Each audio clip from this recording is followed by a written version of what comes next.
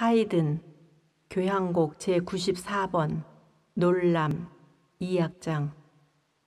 교향곡의 아버지 파파 하이든이 선사한 유쾌한 선물. 연주회를 감상하는 사람들을 보면 가지각색이다.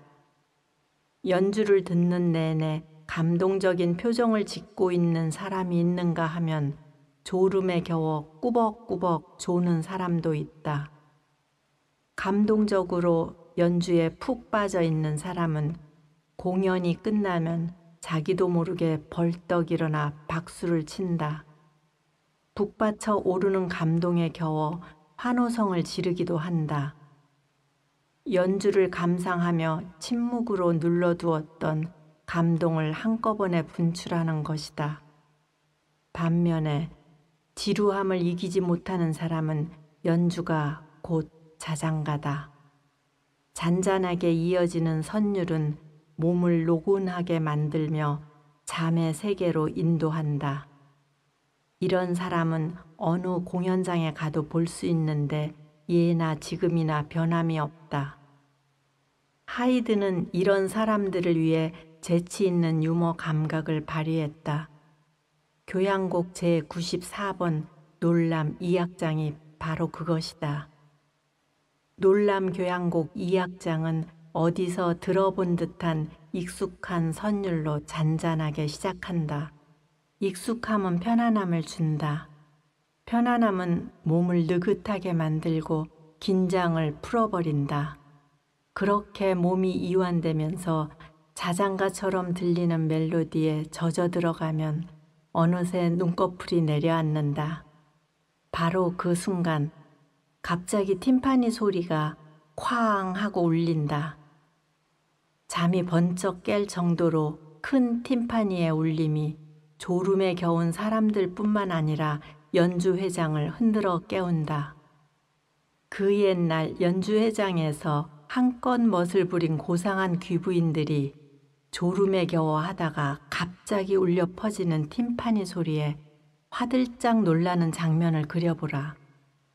자장가처럼 들리는 아름다운 멜로디에 솔솔 밀려오는 졸음을 어찌하지 못하다가 한순간 깜짝 놀란 얼굴로 깨어나 시치미를 뚝 떼고 언제 졸았냐는 듯 눈을 껌뻑이는 모습을 상상하면 절로 웃음이 나온다.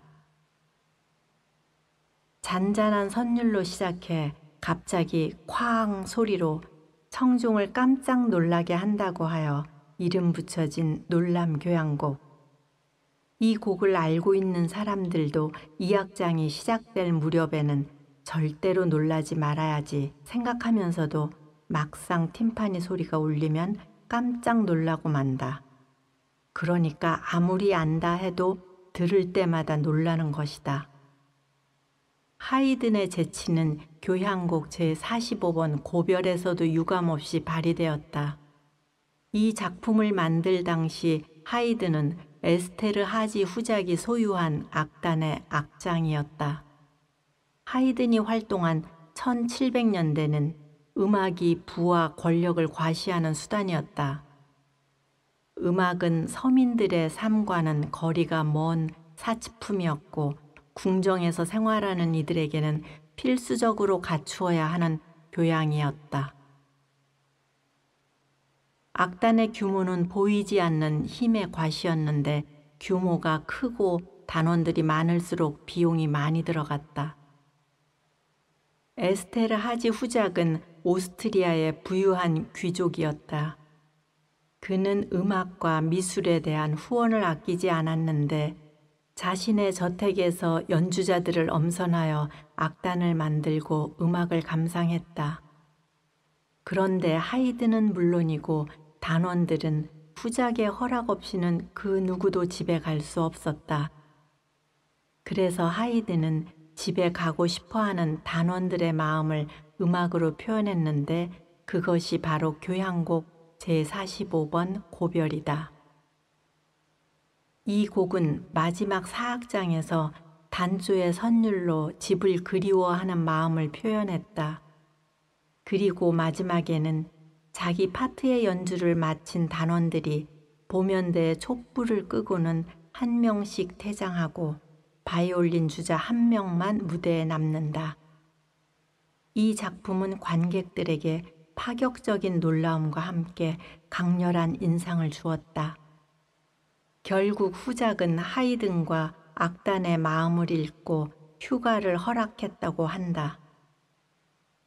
이처럼 하이든은 인간적인 감성과 넘쳐 흐르는 감각을 음악으로 표현했다. 그는 음악사의 길이 남을 두 명의 악처 가운데 하나인 마리아 안나 켈러를 아내로 맞이한 우울한 개인사를 가지고 있지만 항상 너그러운 미소를 잃지 않아서 단원들에게 파파 하이든으로 통했다. 하이든은 30여 년 동안 에스테르하지 후작의 악장으로 일했다.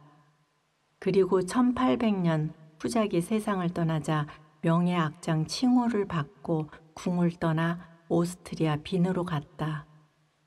이후 그는 독일의 유명한 바이올리니스트이자 런던에서 오케스트라를 거느리고 큰 성공을 거둔 잘로몬의 권유로 영국으로 건너갔다.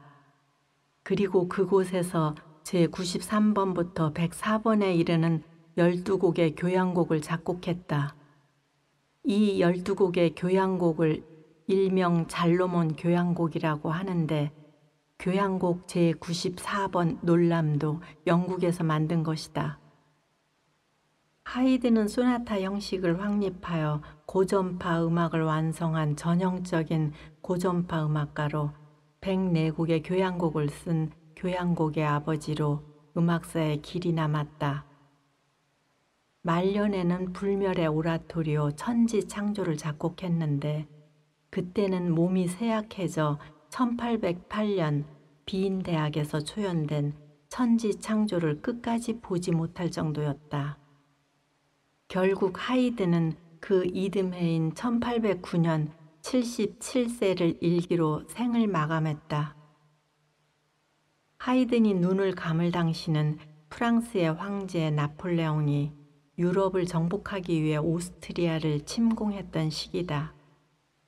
나폴레옹은 전쟁 중에 보초를 보내 하이든의 집을 경비하며 보호했다고 한다. 그리고 하이든이 세상을 떠나자 비인의 명사들은 물론 프랑스 군인들까지 영구차를 따르며 천재 작곡가에게 경의를 표했다고 한다.